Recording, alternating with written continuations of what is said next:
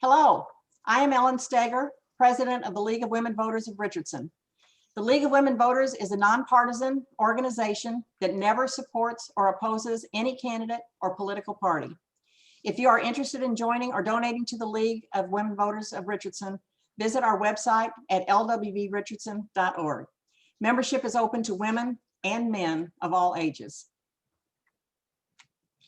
This forum is sponsored by the League of Women Voters of Richardson for candidates running for Richardson Independent School District, Board of Trustees, Single Member District 1. Only registered voters living in Richardson ISD District 1 are eligible to vote in the District 1 election. This forum was recorded via Zoom during the first week in April without an audience. More voter information may be found online at vote411.org and our website, LWV-Richardson.org. Printed voters guides are now available. See our website for locations. Before we begin, I need to review the format for this forum. All candidates have agreed to abide by some basic ground rules, and as moderator, I have agreed to ensure that the ground rules are followed. The candidates will discuss their own positions on issues and not dwell on opponent's position or record, refrain from personal attacks or charges, answer the question that was asked, and respect the time limits. The candidates will have 1.5 minutes to introduce themselves, 1.5 minutes to answer each question, and 2 minutes for a closing statement. Candidates will rotate going first. The public was polled to supply questions for this forum. Requests were made on social media and on the Richardson League's website, as well as through emails. Many thanks to those who submitted questions. However, due to the number of questions submitted and the time limitations of this forum, we are not able to ask all questions submitted. Questions have been screened according to the League of Women Voters of Texas Guide to Candidate Forums. The candidates have no prior knowledge of these questions. The timekeeper for the evening is from the League of Women Voters of Richardson and will be visible on the video at all times. The timekeeper will signal with a green card when 30 seconds remain, with a yellow sign when 10 seconds remain, and with a red stop sign when time for answering the question has expired. Candidates, can all of you see the timekeeper? The candidates have 1.5 minutes to introduce themselves. Introductions will be in ballot order. Vicky Suarez, as you are in ballot position 1, you will go first. You have 1.5 minutes to introduce yourself. Thank you, Ellen. I'm Vicky Suarez, a mom, a teacher, and a resident who cares very much about all the children of RISD. We live in Heights Park, and all 3 of my children attended Richardson Heights Elementary. When my oldest started kindergarten in 2002, I immediately became involved in the Heights PTA, and I served for 10 years on the board. I loved how the neighborhood school was a community and how our efforts as parents made it a better school for everyone. I continued to volunteer as my children attended West Junior High, North Junior High, Richardson High, and now J.J. Pierce High School. My sons graduated from RHS, and my daughter is a freshman at Pierce. My passion is teaching. I taught in RISD for 9 years, and I was the team leader for the Pierce area elementary music teachers. I'm now in my 18th year as a public school teacher. I've been deeply involved as a mom and as a teacher in RISD. I love our district and its tradition of excellence. Like the world around us, however, Richardson ISD is experiencing growing pains as we strive for equity so that we can meet the educational needs of all children. I want to bring my commitment to children and teachers to the board as a trustee so that all of our children are given the best education possible. Thank you. Tony Mario Casagrande, you have 1.5 minutes. Good job, Ellen. You got that name right. Thank you. Hi, everybody. My name is Tony Casagrande. I'm a registered professional engineer, and I'm a business guy. My business focuses on buildings. And I also have operated at a board level in my business and other professional organizations. So I have a unique ability to work within a board setting to establish guidelines, goals, and to work as a team to build alliances and get things done. That's what I've done my entire career. I also have a lot of experience in K-12 bond work, and we have a large bond issue coming up. And so I think I'm uniquely situated to be able to help the board with a unique set of skills to navigate that bond and get the biggest bang for the buck out of the bond. I have 3 children as well. I think we're, Megan might have us beat, but I think we're the 3 kids club for all of the candidates here. And I've seen the education in the schools, and our scores aren't what they should be. When you look at across the board, it doesn't make a lot of sense for the great school system we have and for the teachers we have. And so, I'm a back to basics kind of guy. I think we waste a lot of time trying to work with feelings and try to figure things out that don't really matter in education. I think scores matter, and I think success matters. And that's what I'm going to try to do as a trustee. Help navigate this bond, get the biggest bang for the buck, get back to the basics so these kids can read, they can write, and they can do arithmetic. And that's my pledge. Thank you very much. Thank you. And Megan Timmy, you have 1.5 minutes. Okay, thank you so much. Thank you to the League of Women Voters for the opportunity. Really appreciate the engaged voters and us getting an opportunity to share our message with you. My name is Megan Timmy. I am a lifelong resident in Richardson ISD. I graduated from Richardson High School myself. My parents, Marnie and Jerry Bishop, both retired from Richardson as well. I was a teacher and a principal in RISD, and my husband, Matt, and I have 3 kids. Our oldest, Drew, graduated from Pierce and is a sophomore at Gonzaga University. Our middle son, Walker, is a senior at Pierce High School. And our youngest, Kendall, is an 8th grader at Park Hill. So I'm highly invested in the success of our district, not only as a mom, as a community member, but also as an educator. I'm currently the Director of Administrative Services at Regionton Educational Service Center, where I work with superintendent, central office, and campus level leadership on a daily basis on best practices and policy implementation. I've been a successful leader in Richardson and across the state of Texas. I look forward to bringing my educational knowledge, my leadership experience to our board as we build upon our successes and reach new levels of excellence. I know through focusing on student outcomes, on our teacher recruitment and retention, and making sound investments in our district's future, that Richardson can soar to one of the top districts in the state. Thank you.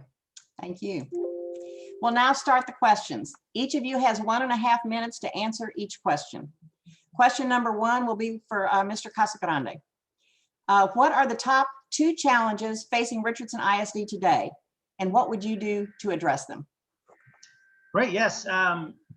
One's related to the bond, in that we have a generational bond here that, if done correctly, can establish a lot of great facilities for the kids moving forward for a generation. So I think that's the largest, one of the largest issues we're facing. And I mentioned in my opening that I've been dealing with bonds, managing architectural contracts, managing contractors, working with districts my entire career. So what I will do is be an advocate for the board as a professional that understands how it all works. And I'll make sure that everything is administered per the highest industry standard to help get, again, the biggest bang out of the buck for the bond. I think the second issue is related to performance. I have kids in the district. They've made it through elementary and they're in junior high going on into high school. And, the school does great with a couple things. And in other areas, I, as a parent, wonder what we're thinking. And I want to get in, and reading, writing, and arithmetic. We need to get to the basics. Kids need to know how to read. Kids need to know how to sound out words. Kids need to know how to do math. They need to understand how to critically think. They need to know how to think, not what to think. What am I going to do about that? I'm going to fight for all of these programs that focus on the basics and make sure that the board works to get those implemented across all the schools. Thank you. Miss Timmy, you have 1.5 minutes. Thank you. I think we're going to have some new challenges. I certainly think we always have had some previously, but coming out of a pandemic and a year of a lot of unknowns and a lot of adjusting, I think that as our district and really as the state or the nation comes out of the pandemic, I think we're going to see new gaps that we won't really even be able to plan for until the fall of 2021, when all the students are back on campus face to face. I think that's going to really require us to look at our strategic planning. And while we still may have gaps that have been there from previously, we're going to have to work on ways to accelerate instruction. You can't go from Algebra 1 virtually not knowing where everyone is. The next year in high school, you're in geometry, and then the following year, you're in algebra 2, but you may have missed some of that foundation you needed in algebra 1 to be successful going forward in math. So things like that are going to really require us to look at how can we accelerate and support students as they go forward when they don't really have that time to make up. Additionally, I think that's going to translate into student outcomes. I know that we certainly have some areas that we want to grow. Richardson's working very hard on that, but we'll really have to address that. And I really believe we get there through really recruiting and supporting the most effective teachers in Richardson. And I think that's how we'll get there. So thank you. Thank you. And Ms. Suarez, you have a minute and a half. Thank you. Yes, I think the biggest challenge facing our district is the achievement gap. We have an achievement gap relating to demographics, and we've had that achievement gap for a long time. And the district is working to address that, but it does need to be continued. We do need to continue addressing that achievement gap by finding out what those students need, the students that are behind, and providing the scaffolding and the supports, the research-based teaching that they need. This relates as well to coming out of the pandemic and finding out about that gap as well. I'm not sure about accelerating because I feel like the teachers and everybody is working and has been working pretty hard. So I think that everyone has missed this year in a way. I mean, they've had a year, but it's not been the same. So we're going to need to listen to our teachers. We're going to need to look at data. We're going to need to assess and see where those kids are. And then my second challenge, biggest challenge for the district, is to attract and retain excellent teachers and not lose those teachers to surrounding districts for the various reasons they leave. And that's what I would work for as your trustee: retaining teachers, closing the achievement gap. Thank you. Question number 2, Ms. Timmy, you will go first. Are you willing to change school attendance boundaries to address enrollment growth and lack of racial and socioeconomic diversity at our elementary schools? And why or why not? You know, I think I would certainly be open to anything that we feel like is going to be better for our students, that's going to keep our class sizes low, certainly in the elementary levels.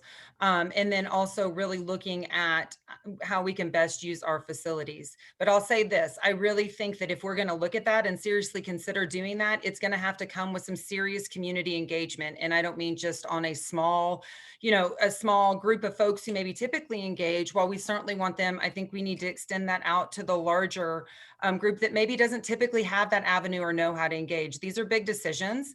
They are prime for really good, strong feedback so that we consider the impact on everyone, whether it's a school that's losing students or a school that's gaining students as well. And I would say that as well for our teachers and our principals. We really need to have that feedback from all lenses in order to be able to address that. So I certainly would be open, but and under the conditions that we had a lot of feedback to make those kinds of decisions. Thank you. Thank you. Ms. Suarez, you have a minute and a half. Can you repeat the question, please? Certainly. Are you willing to change school attendance boundaries to address elementary growth and lack of, excuse me, let me start over again. Are you willing to change school attendance boundaries to address enrollment growth and lack of racial and socioeconomic diversity at our elementary schools? Why or why not? You have a minute and a half. Richardson is very proud of our neighborhood schools. It's one of our things that we love the most about Richardson ISD. Walking to your own school that's in your neighborhood is something that is wonderful. But I would be open to looking at this idea. We do have some schools that are not diverse, and perhaps this would be a way to bring that achievement, close that achievement gap somewhat. But like Ms. Timmy, I think that we would have to have a lot of community engagement. We wouldn't want to take on something like this without hearing from our residents. Thank you. And Mr. Casagrande, you have a minute and a half. Well, I may be the only crazy one, but I'm going to say no. I would not be open to that, and I'll tell you why. I think we expect an awful lot of our schools. But we forget that the raising of children has a lot to do with the family and the society as a whole and the community. And so we can move the boundaries and we can hope that solves the problems, but I don't think it's going to, because the problems are rooted in things that are happening in society, things that are happening in the home, and just moving the border isn't going to change it. Now, I agree with both other candidates that we do need to be creative about this, but I just don't see it. So just a very specific answer. I'm an engineer, black and white answer, no. But we do need to get creative. How do we help bridge the gap, bring up scores where they need to be? And by the way, it's not just socioeconomics. Across the board, we are not achieving in the district. Across the board, all socioeconomic levels. So I think it's a society problem. And so we need to work on that together. So that's the best answer I can give you. And hopefully I shot you straight. Thank you. Thank you. For question number 3, Ms. Suarez, you'll be first. Should COVID-19 and other vaccinations be required of students, teachers, and staff? Why or why not? You have a minute and a half. Yes, I see no reason why they should not be required. We already require vaccinations for students to enter our public schools. We all want to get back to a normal life. We want our teachers to be safe. We want some sense of normalcy to come back. I know that there's a way to opt out of vaccines, but that's probably a small minority of people that do. So yes, I would be in favor of those vaccines being required, yes. Thank you. Mr. Casagrande, you have a minute and a half. Yeah, I do not believe that we should require that anybody receive the COVID vaccine. It's America. They should have the freedom to make that choice. And when you compare the COVID vaccine to the vaccines that we do require, you have to understand that polio, measles, mumps, rubella, the things that are required cause much more damage to the community than COVID has. You just simply have to look at the numbers. The numbers are also suggesting that children and teachers have not been affected as much as maybe people were worried about. And I was worried too, believe me. I don't want anyone getting sick. We had members of my firm that were very sick and we prayed and it was awful. So I'm not saying COVID isn't awful, but this is still America. And, you know, MMR and polio, that was very different than COVID. And I don't think we should be forcing people to take the COVID vaccination. They can if they want to, and that's great. And that's why I love America. There's my answer. Thank you. And Ms. Timmy, you have a minute and a half. Yeah, I think I'm still out on that one as far as I'm not sure which way to go. I think it's a little bit too early to determine whether this vaccine is going to have a long-lasting effect or whether it has any side effects over the long haul, especially as it comes to children, considering that some of those haven't been approved yet. So what I would say is I think you have to really look at the data. I think we need to have a little bit more information on the long-term effects. I think we need to hear from medical professionals. And I think we need to root ourselves in that data to determine the best path forward. Should that data come back, and yes, that would be something that would wipe this that COVID-19 out, and it's deemed safe without side effects to students and teachers, then at that time I would support it. But at this time, I believe it's too early without that data. Thank you. And Mr. Casagrande, you'll be first for this question. How would you recommend the district continue with face-to-face and online learning? Please elaborate. Great question. However, I would not recommend that. If you talk about the gaps, and we are looking at gaps, and those of us that have children, Vicki and Megan, we all suffered like the rest of y'all with our kids at home. And our teachers are great. Our district did the very best they could. I will not fault anyone, because under the circumstances, I probably would have made the same choices. But in hindsight, and everyone knows hindsight is 20/20, sending the kids home from school created this problem. Having parents that weren't able to teach the children as well as teachers do in the classroom setting caused a lot of these gaps. So I do not think we need remote learning in the schools. I think we need every single child back in school with our excellent teachers and programs so that they can catch up, so that they can experience the education system that does work in America. And I would not look at maybe outside of extraordinary circumstances. I think that maybe there could be a program where you can request a few days here and there to maybe stop if COVID does come back. or if there's another disease that comes up that a child could work from home, or excuse me, learn from home, but I would not make that the standard. And I think the evidence is showing it was not good. So that's my answer. Thank you. And Miss Timmy, you have a minute and a half. Yeah, I think part of my answer is that's pending legislation, right? We're in the middle of a legislative session and they are looking at how they're able to potentially adjust attendance and funding for school districts in order to be able to offer options in the classroom environment for districts at full funding. And so I think that would be pending that. Assuming that that goes forward, I would say that for most of our students, face-to-face is going to be the best option. And I think that you cannot replace a great teacher in a classroom face-to-face online. And I would say for the majority of our students, that is true. I will say, if you look at the state data, there are some students who really did well and flourished in an online environment, and it does make sense for them. So my thought would be is that we certainly poll our community. We talk to them as the district's already sent that out in planning in case that's an option. Let's see what that is. I would be in favor that if that's what our community wanted, we had enough students who were successful, that we would need to look at some restrictions on that. I would say they need to be, they need to be present online. They need to maintain a certain grade average, maybe some other constraints within that to ensure success. If not, coming back to face-to-face would be, the mandatory side of that. But I certainly would be open to exploring those options. Thank you.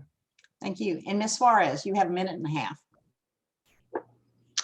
Yes, I am the only person in the race who's actually taught children virtually and face-to-face during the pandemic. So I have a unique perspective on this. I'm thinking of the teachers, and I'm glad that we protected the teachers as much as we could. We don't know what would have happened if we hadn't sent everyone home a year ago. We don't know. That we don't know what would have happened. We've got to think about our teachers as well as our students. And like Megan, I think that some students have done well, and it will be interesting to find out which students did well and why they did well. And I would be in favor of most students, almost all students, being back face-to-face. I agree that that is how our schools operate best for most students.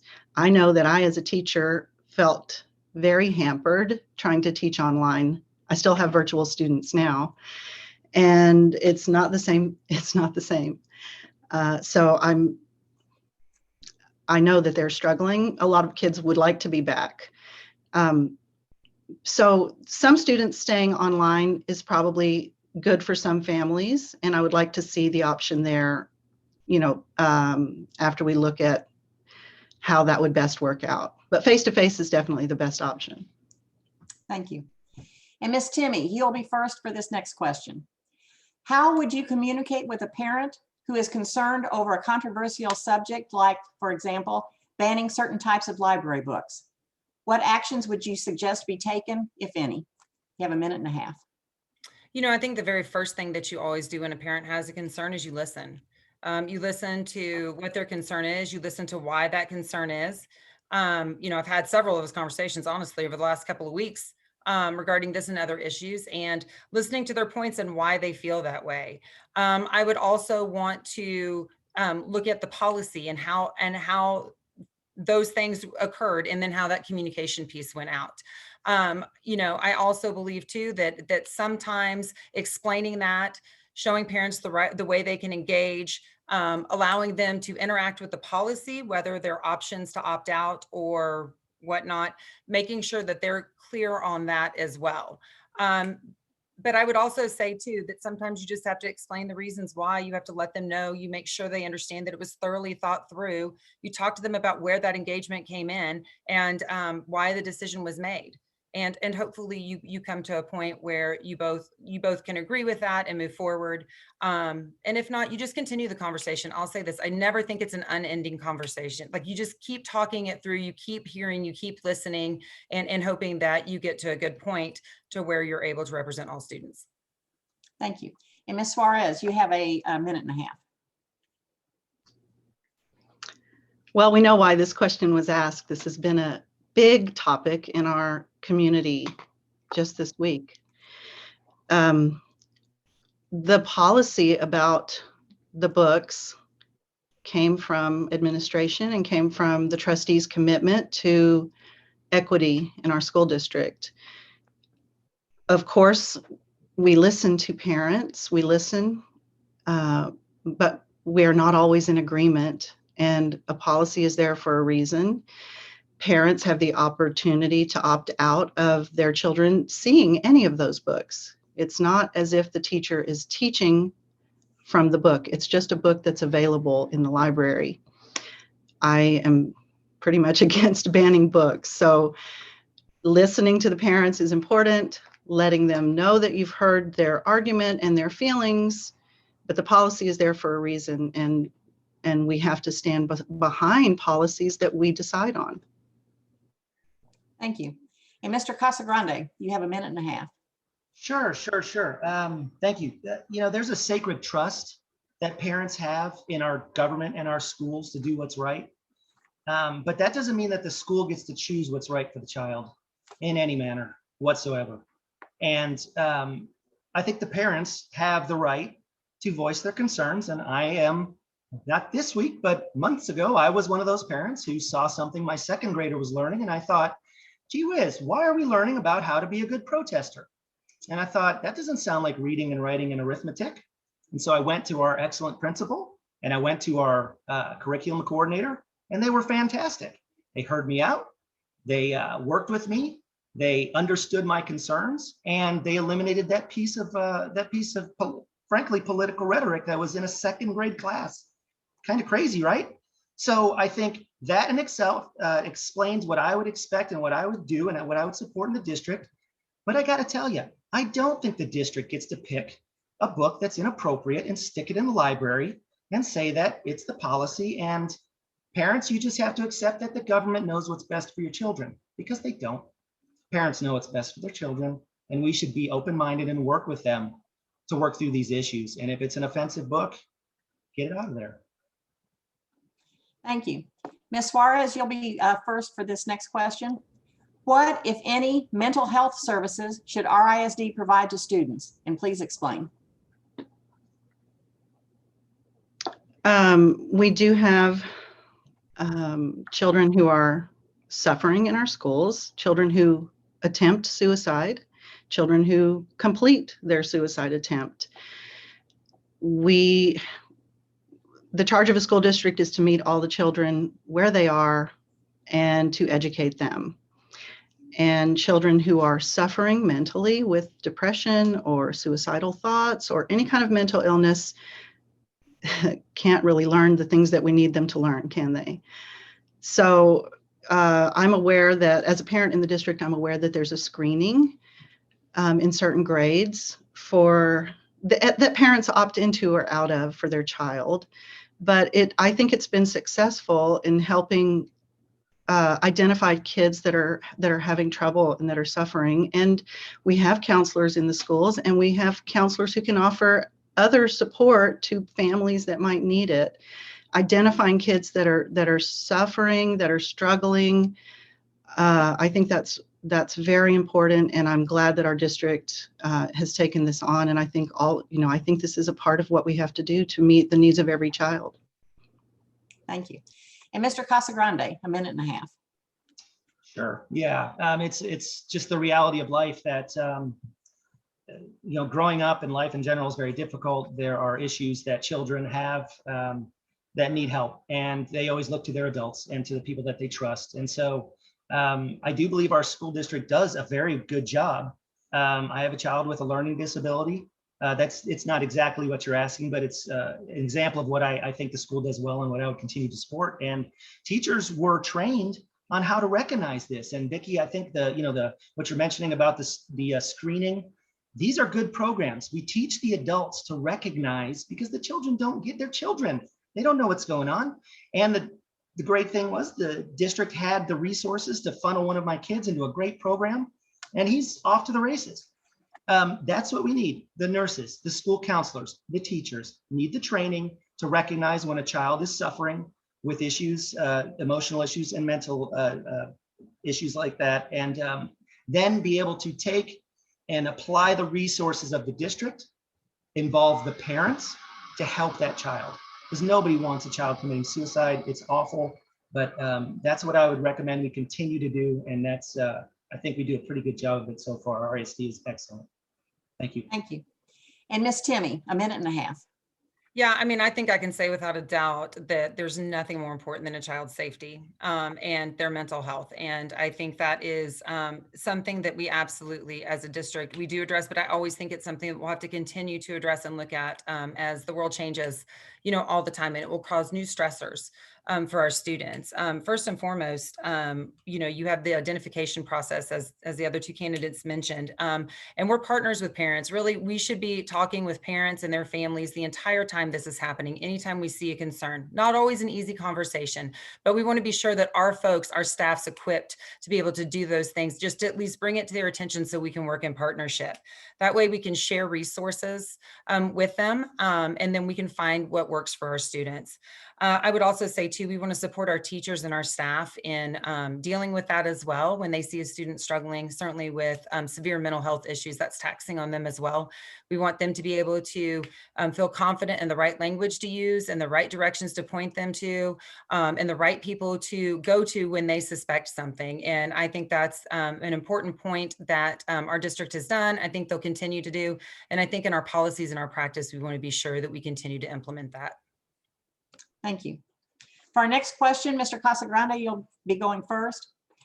4 RISD schools currently have Accelerated Campus Excellence, or ACE programs.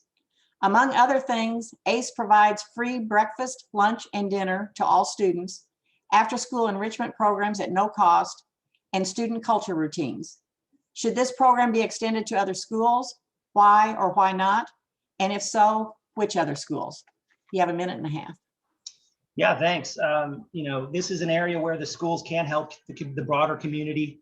I think the ACE program, when it's applied to a need-based situation, I think is the most appropriate because there are kids that they need the help. Good question. I apologize. I'm gonna have to think a moment about, I have not thought about extending it. I suppose there could be some benefits. Community help and kids seeing how other kids struggle, and maybe the community can rally together. But I would be fearful that that would diminish the focused efforts in areas that need it most. And, socioeconomics are played out on plat lines. That's just the way it is sometimes. And I would hate to take resources away from an area that needs it and put it into an area that doesn't, for the purpose of, learning, feeling better about yourself. These kids need those programs. I would not dilute it and move them to other areas where they're not needed. So I think that's my answer. Thank you for the question. Thank you. And Miss Timmy, you have a minute and a half. Yeah, I happen to be a fan of the ACE schools, certainly in our lowest performing campuses, which is where they were targeted. I will say that sometimes when traditional programs aren't working, sometimes you need a radical change, right? And I think that's exactly what the district did. They invested in a program and came into, and we saw a lot of benefit from that. The wraparound services, the extra PD, all of those pieces have been really good for those schools. I will say too that our schools that struggle the most academically tend to have the most teacher turnover and the toughest time retaining teachers, making that a desired school because they're able to add a pay structure in there and has been extremely effective. And I like the stability for our schools that have the most turnover, but also the most need. That being said, I think it's really great for those schools. They had a needs assessment. The schools met those needs. I think we've learned some great lessons, whether it be through extra professional development that our teachers received and turned into some, very effective practices. As well as other pieces. I believe those could be moved and those lessons learned could be transferred to other schools. But I really do believe that's on a need basis. I don't believe everything that's in an ACE school translates to every other school in the district. I think our schools are unique in their makeup, and I think they're unique in their needs. And we want to be sure that we are assessing needs and applying those remedies that we think will help with that. And so I would say as needed. And Ms. Suarez, minute and a half. Yes, I've been really happy to know that our ACE campuses have had success. now that they're meeting so many needs of children in those schools that they would come with. And they, you know, if you're hungry, you can't learn. If you don't have clean clothes, I mean, these are real problems. I've taught in schools that have these problems. So when I imagine the things that the ACE campuses have done for those kids, I'm really glad that our resources in the district have gone there after much thought and after looking at other programs like that. We didn't go into that without really studying whether it should help, and I'm really glad that it has.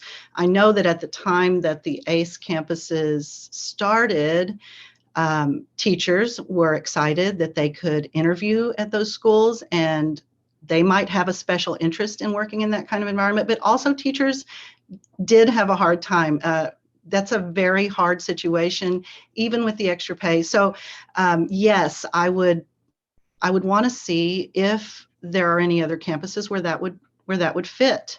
But I also am curious about how the teachers are feeling who are working in there. Is it sustainable for the teachers as well? Thank you.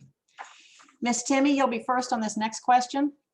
The district recently created the Department of Equity, Diversity, and Inclusion, or EDI, and drafted an equity policy which includes a racial equity component. What changes, if any, are needed to achieve the goal of EDI? And please elaborate. You have a minute and a half. You know, I think one of the biggest pieces that we can do as far as equity and diversity within our district is really building trust.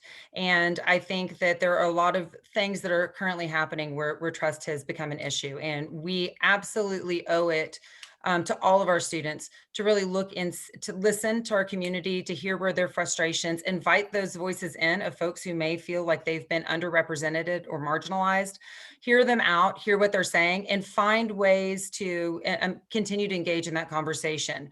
I think as a board, it's going to be critical that not only that we look at the studies and the information coming out from our own department, but also too, to look at our policies and see if there are inequities in our policies that are unintentional, that are potentially have been oppressing in other times and are not, you know, being applied in a practice in a way that allows all students equal footing or to thrive.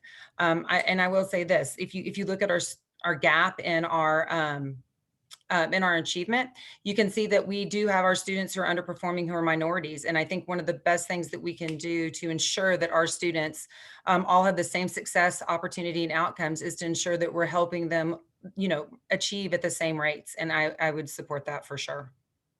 Thank you. Thank you. Ms. Suarez, you have a minute and a half. Ellen, will you repeat the question, please? Yes. The district recently created the Department of Equity, Diversity, and Inclusion, or EDI, and drafted an equity policy which includes a racial equity component. What changes, if any, are needed to achieve the goal of EDI? And please elaborate. I'm very proud of Dr. Stone, and I'm very happy that our district has taken this step. She listened to the students at Lake Highlands who told her about systemic racism in our system, our district, and she's moving us forward. And this department it was needed, and I'm glad it's there, and it's addressing issues that make it, because it's a system that's failing our students. It's things that are built into the system. So this department is looking at how to dismantle systems that are not serving all of our students. I don't know what I would do because I am not as familiar with exactly what they're doing or what they're looking at. I'm just glad they are there. This is definitely an issue that's near and dear to me, bringing equity to our schools and to our students. I'm really glad that our superintendent is leading the way and that our board supports her, and that we are seeing action being taken in this area. Thank you.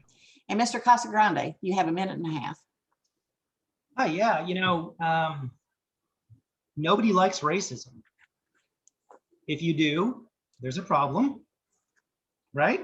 My family came to the country in the 20s. We were immigrants. My wife's family came to the country in the 50s. We're immigrants. I have biracial children. I think it's despicable. And all forms of racism should be stamped out of society.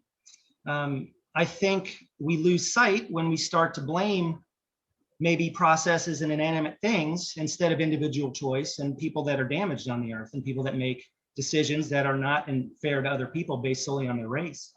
And so I've read the EDI plan, and I think there's some merit to it. But I don't agree with when we say that we need to look at the systems, because it's the people that are racist.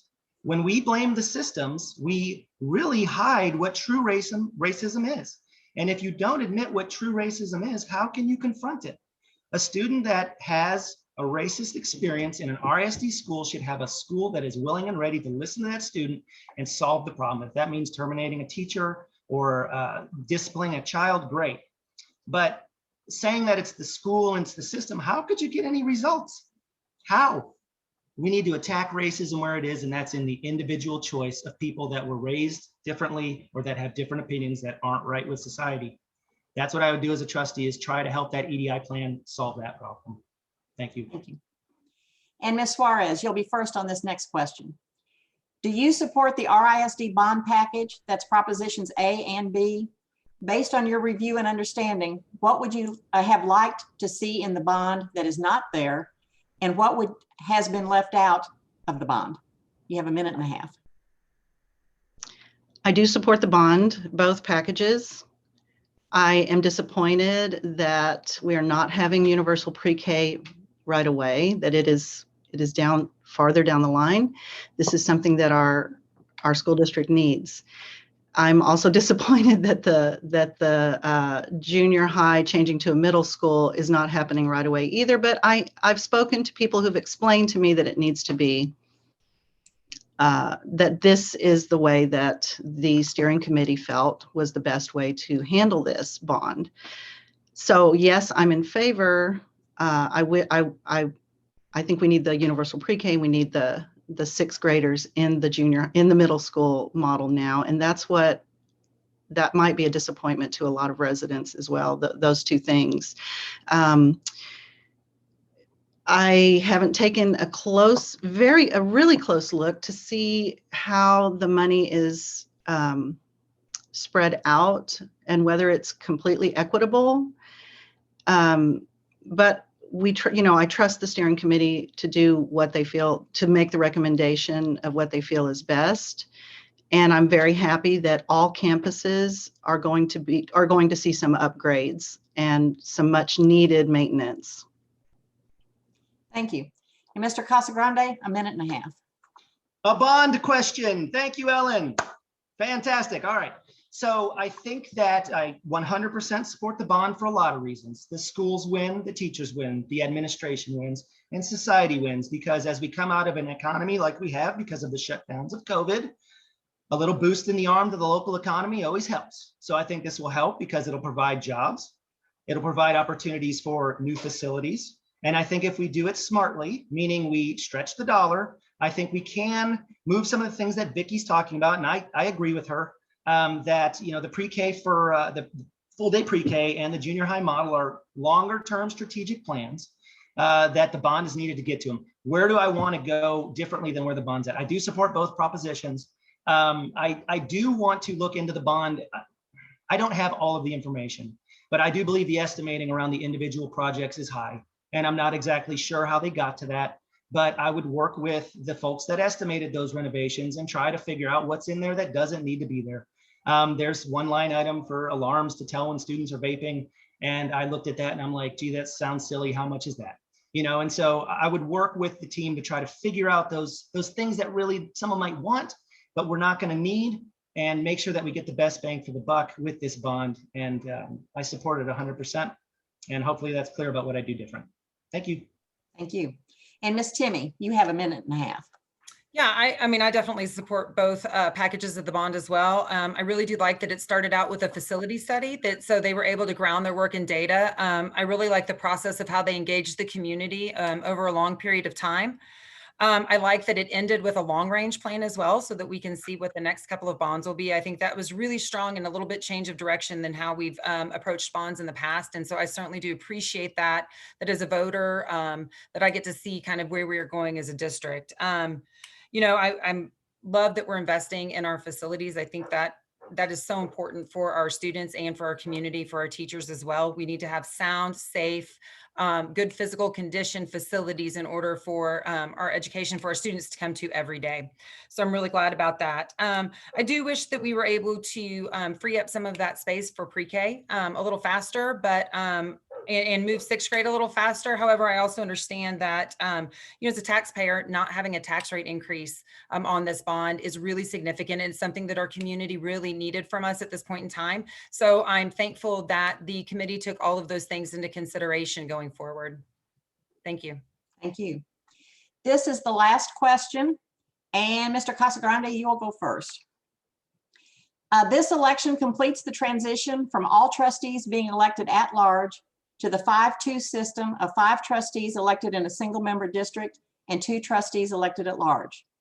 There are concerns that trustees elected from single member districts, and that's you all, may advocate only for those people in their single member district and not for the RISD as a whole. Do you think the new system will affect the functioning of the board? How will being elected only from voters in District 1 shape your policy decisions? You have a minute and a half. Yeah, this is one of those ones where you get what you want, but you're not necessarily certain you got what you needed, right? We don't need our school boards being like the federal government, where, people fight for their districts and make crazy, we want this because my constituents and I need their votes. And so I do think the lawsuit was appropriate because, fairly spoken, there were people that were left out of the decision. We needed the district system so that people in the different areas could actually have a chance to serve on the board. So I think it was a good idea. I don't believe that it will de-evolve into political or geographical pandering and political things like, oh, there's that incumbent Casagrande, he's stumping the local 7-Eleven, but he's not down in Vicky, and you know what I mean? He's not down in District 2 where the working class are. Those are the things that I think, look at who you're talking to. You're talking to Vicky and Megan. These are lifelong educators. You're talking to me. We're good people. The rest of the board and the vast majority of the RISD are people that care about the school district. And so I don't think I'm naive. Nobody would do that, because I think we all do have the greater school district at mind, but we got to look at the truth in the mirror. When you have a system that is supported by a local geography, that's why our federal government doesn't work sometimes, so we just have to be steadfast and hold true to our commitment to the district and the kids, every kid, no matter where they live. Thank you. And Miss Timmy, you have a minute and a half. Yeah, I'm really glad that we went to the 5-2 model in the single member district. I mean, I like having the 2 at-large spots as well. So that I think that's a really important piece. I think we're already reaping the benefits of having single member districts and having, more diversity on our board, more community engagement, I would say, even at that, if you look at the races. I would also say that, I am adamant, and I hope our community will be adamant about ensuring that whoever you elect to a single member district, whether it be this race or races going forward, understands the importance that you have someone who will advocate for every single student in our district, every single high school pattern, and not only focus on their own. We will not be successful as a district or a community if we only focus on one area, or if one stronger voice lands in one area versus another. I mean, that would be just the biggest disaster of the system, on a system that can be so promising to increasing in better outcomes in our district. What I am hopeful is a single member district that having a real focus though on 2 high school feeder patterns, Richardson and Pierce, that I will be able to listen to those community members more, really be engaged with those schools and represent the things that I hear from the community, and be a voice that puts that on the table while still advocating for all students. Thank you. Thank you. And Ms. Suarez, you have a minute and a half. Well, the old at-large system was a system that wasn't resulting in equity. We saw the same for decades. We saw the same neighborhoods represented, the neighborhoods with the power and the money to run. It's very expensive to run a campaign. And I think about our counterparts in the other race. They're spending, and they have to spend, a lot more money to win, because they have to reach all the voters in the whole district. So I'm very, very glad for the work of David Tyson in bringing this almost to, it was a lawsuit, but it was settled. I'm very glad that it's now a 5-2 system. And I don't think for one second that any of the three of us would not take into consideration all the children in the district. Once you're on the board, you're serving all of the children, and your decisions are affecting all the children.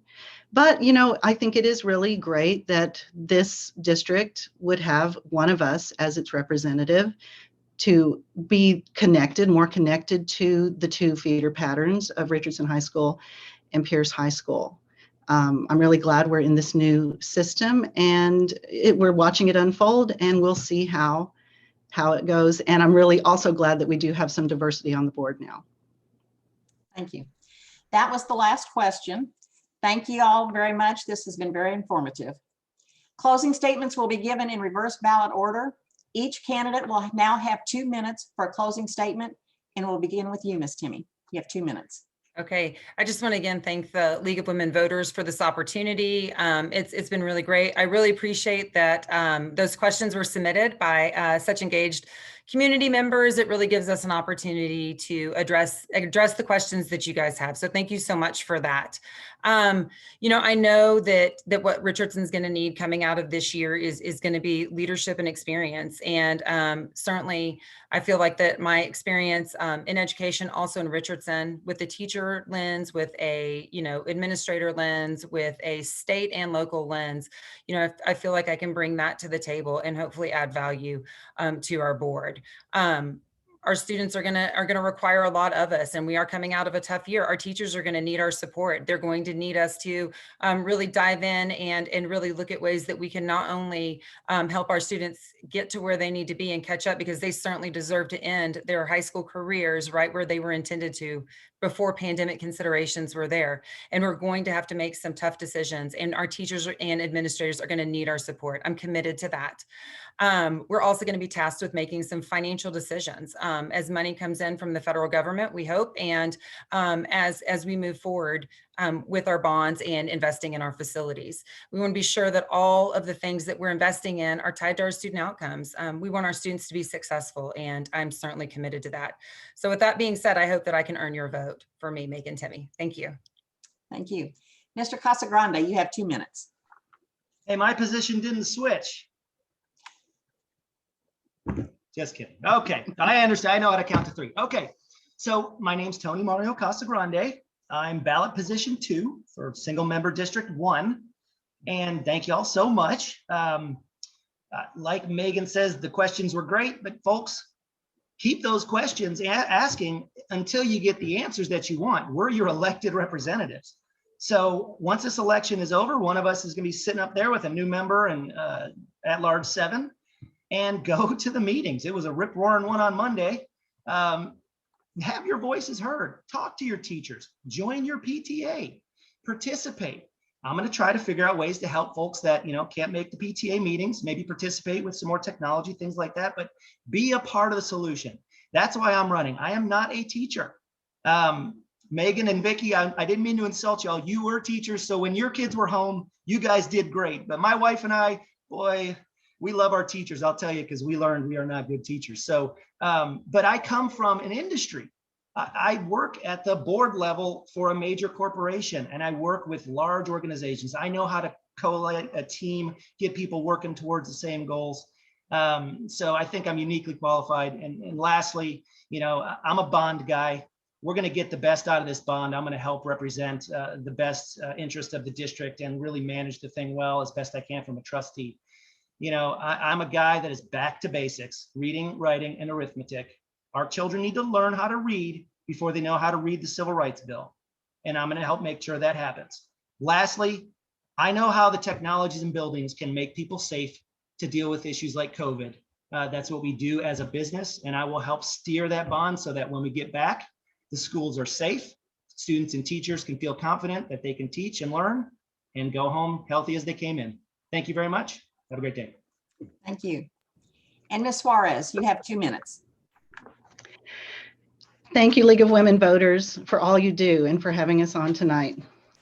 Public education has the power to help us create an equitable world. where hard work and perseverance result in a satisfying and successful life.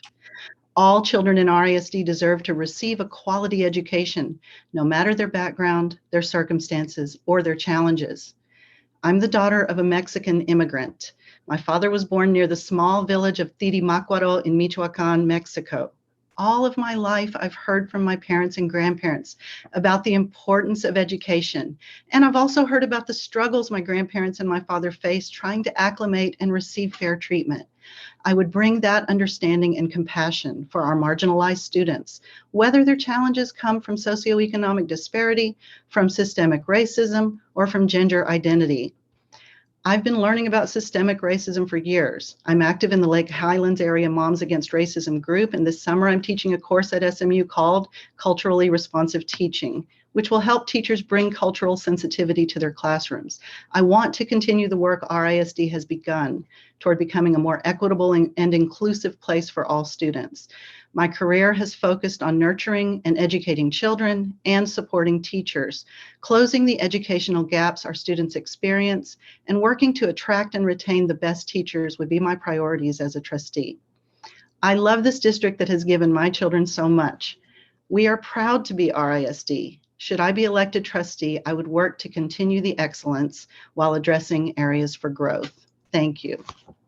Thank you. Many thanks to our candidates tonight for participating in our virtual forum. Early voting in person begins Monday, April 19th and continues through Tuesday, April 27th. You must have already registered in order to vote in the May 1st joint election. The deadline was April 1st. Make sure you exercise your right to vote, and thank you for watching.